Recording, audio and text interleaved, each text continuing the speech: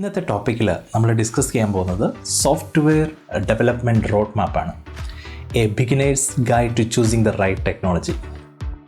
So സ്റ്റുഡൻസിനൊക്കെ ഒരു doubts ഉണ്ടായിരിക്കും. നമ്മൾ പല ലാംഗ്വേജസുകൾ പഠിക്കുന്നുണ്ട്.